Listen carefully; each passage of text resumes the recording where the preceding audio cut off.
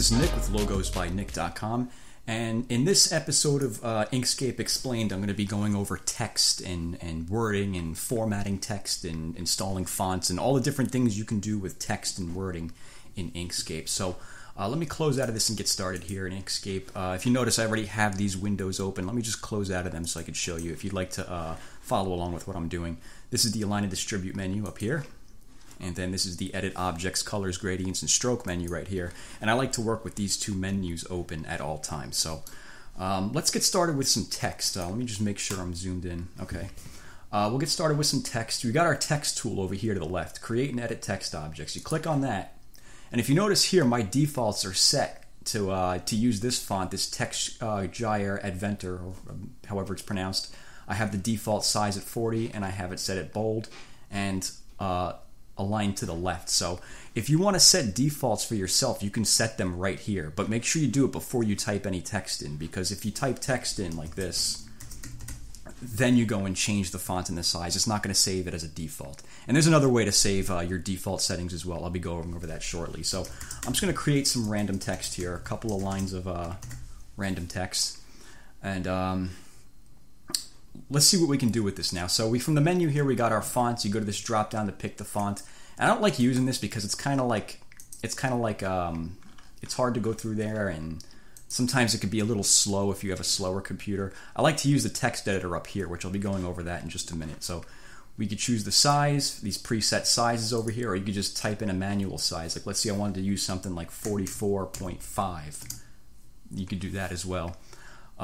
Bold, italics. This depends on the type of font you're using. Some fonts that you download and install, they won't have bold and italics variations, but this one does. So over here, this is typical, like something you'd see in Microsoft Word. You know, you can align it, you could center it, put it to the right or off to the left. Over here, toggle superscript. That just makes it a little smaller, I guess. I'm not really sure. I've never really used that much. Same thing over here, toggle subscript.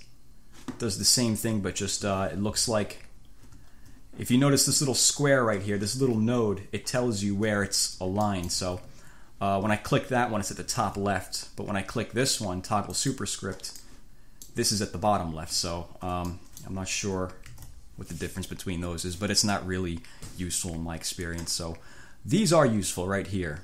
This one right here, spacing between lines. So we got two lines of text here. I could just click up on this arrow and put some space between those lines like that, and that's pretty useful. And here's another one I like as well, spacing between letters. You just click up on that arrow, and you could space out the letters like that. Make them really far apart, or you could even make them close together, like that. So that's what you could do with that. This one here, spacing between words, that's pretty much, it works how you would think it would work. It increases the spaces between the words. Just like that. You notice the space growing between those words. Or you could just manually type in a number like 100 instead of sitting there holding that arrow up for however long it takes. So let me undo that. This one right here, horizontal kerning. Now this works relative to wherever you put the cursor. So if I put the cursor right here between the letter E and X, and where was I? And I press up on that, it's going to increase the spacing between those two letters, which honestly I've never really had much of a use for that, but it's there if you want to use it. And likewise, you could hold down and it increases them. I mean, it decreases the spacing like that. So what we have next over here is vertical spacing. This works the same way, but on the vertical axis. You can bring the text, you can bring the XT lower than the TE, or you can bring the XT higher than the TE. So that's there if you want to use that as well. Again, that's not something I use very often, but there it is. And this one here, character rotation. This rotates the character around like that, which I don't know. I don't really use that much either. If I want to edit the text, if I want to rotate letters like that, what I'll do is I'll convert them to a path. I'll show you. I'll convert them to a path. I'll go to path, object to path, and then I'll break them apart. I mean, I'll actually ungroup them by clicking the ungroup button. And then you can click on them and edit them and rotate them around. Oops, you could rotate them around individually. That's how I like to do that. But if you want to do that through the text editor, knock yourself out. So, okay, so let me go back to the text tool. We have the rotation, and this is pretty cool here, vertical text. You can just change this to vertical. You click on that, and now it's vertical text. And that's pretty cool. I use that sometimes. So let me undo that. And that's everything in the text toolbar up here, but there's more to know about text. So let me go back to the select tool, and I'll click on this button right here that says view and select font family, font size, and other text properties. This is the text editor up here. I like this window a lot. I deal with this mainly instead of like playing around with in the toolbar. And you could also get to it over here with text, text and font. Or you could just use the keyboard shortcuts like I like to do, Shift, Control, and T. And here's where you could pick fonts. And I find this really, really useful, because what I like to do when I'm designing something like a logo or something like that, if I want to find the right font, I'll just click on I'll click on one of these fonts, and it shows you a preview here. And I'll click on it, and I'll just press up on the arrow key. I'll keep pressing up to browse through the fonts and see what looks cool, what works, what doesn't. And it's, I don't know, that's how I like to pick fonts. That's pretty cool use for it right there. And over here you got your style, normal, italic, bold. This is pretty much all the stuff that's in the text toolbar, and I should probably go back to that. All the stuff in the text toolbar is also over here. Well, except for these items right here. Line spacing, font size, and again, this is another way you could set the default. What I was saying earlier about setting the default, you can pick a font, a style, a layout, and a size, and you could set it as the default. Otherwise, I'm just going to leave that as it is because I like my defaults as they were. So let me close out of that. Let me go back to the select tool, and let's talk about the text drop-down menu up here. Text and font, we just went over that. SVG font editor, I'm not sure. I don't know much about this. This looks like an entirely new world than I'm used to.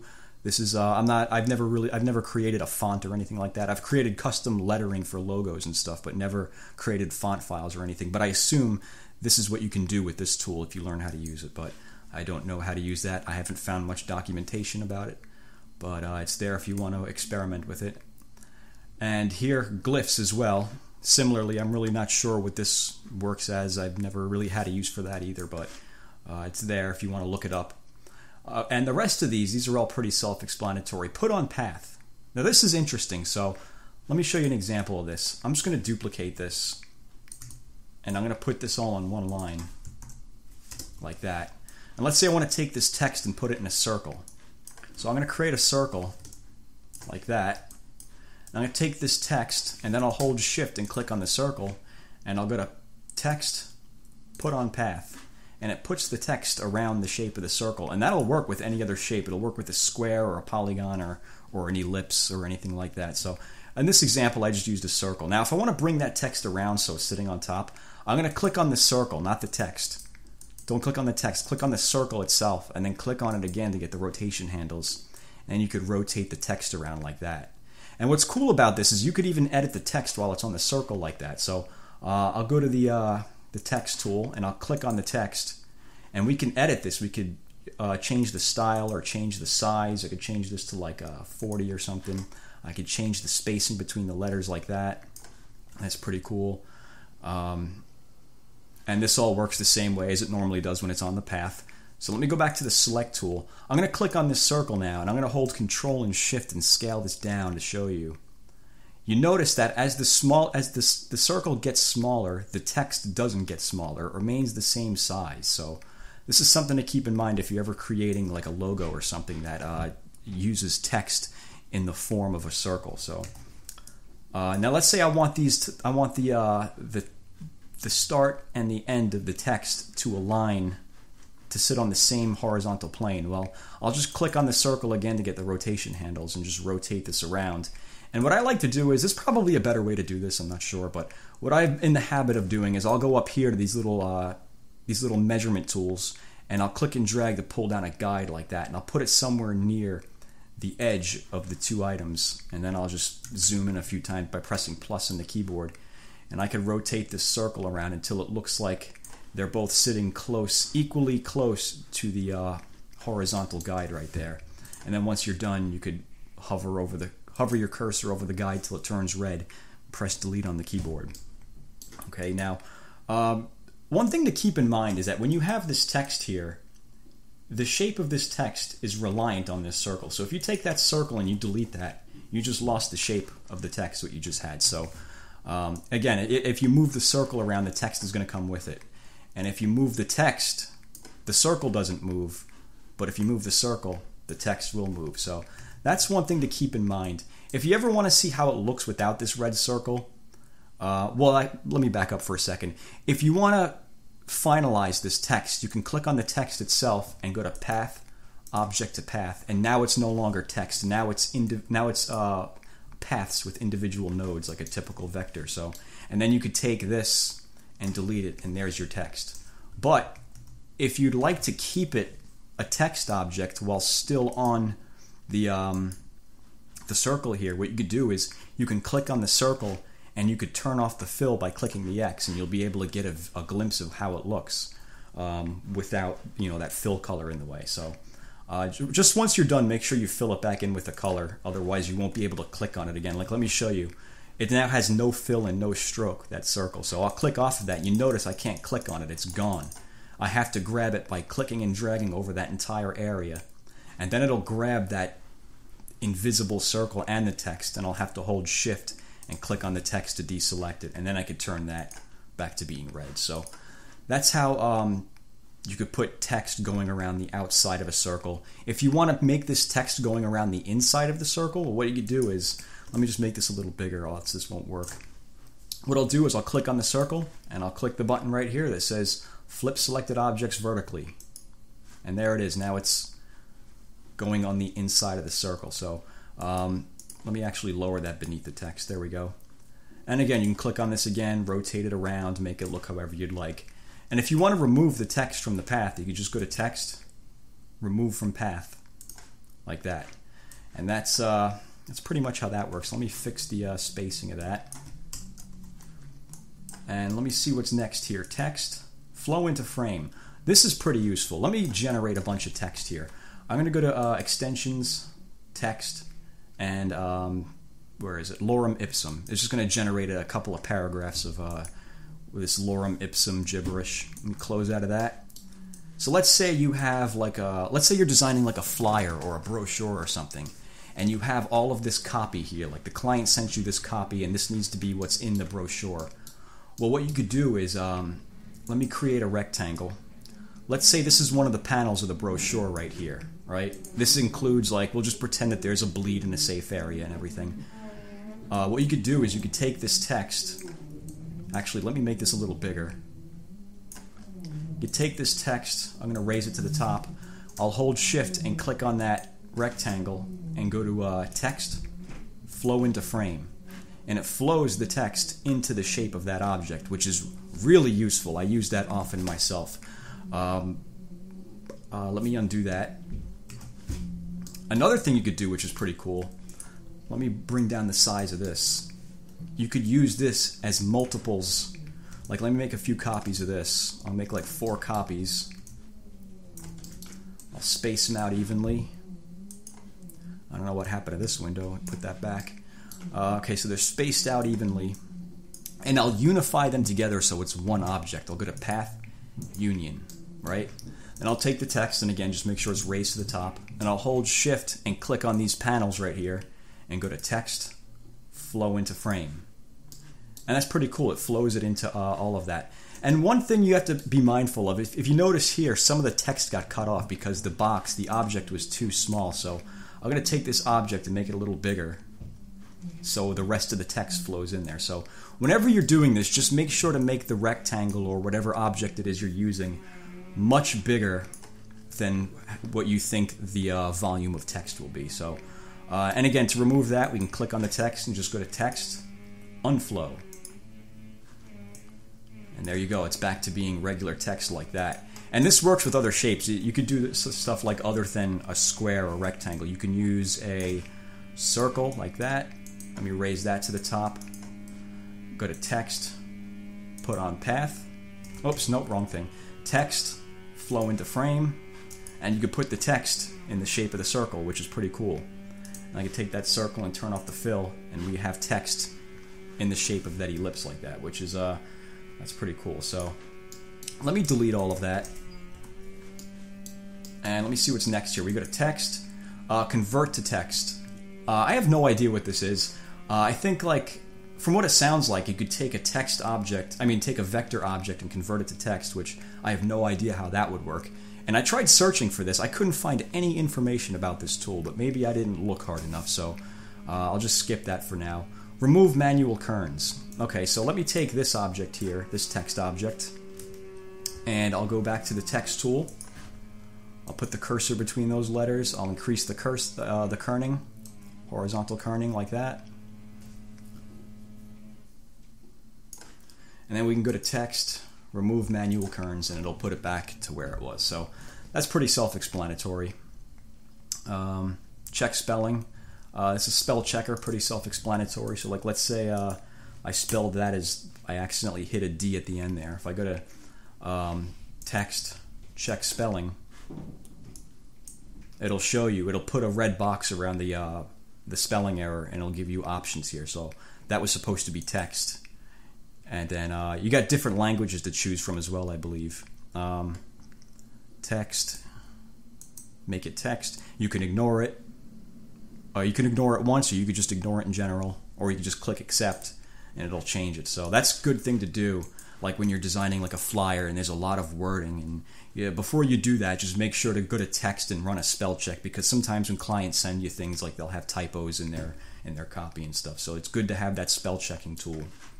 Okay, so what else can we do with text? Well, let me duplicate this. So I'm going to right-click that and go to duplicate.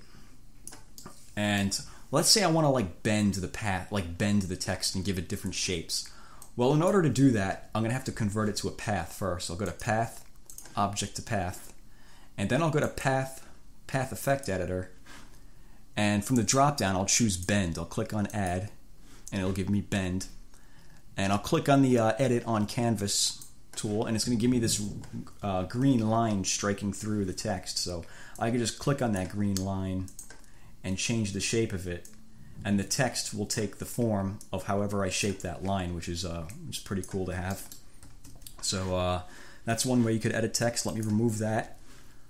Also, you can go to, I know I did a tutorial about this a while back, but I'll just show you again. Envelope deformation, click add, and then you have all these different paths you could edit here. You got the top, right, bottom, and left. Let me zoom in to show you. I'll click on the top path, and it'll give you this line this green line going across the top. You can click and drag on that, and that gives it kind of like a bridge effect, I guess you can call it, like an arched text type of thing. And you could edit the bottom path as well, do something similar. Pull that down. And then you got the right and the left-hand side, which is pretty self-explanatory. I'm just going to move that node up a bit.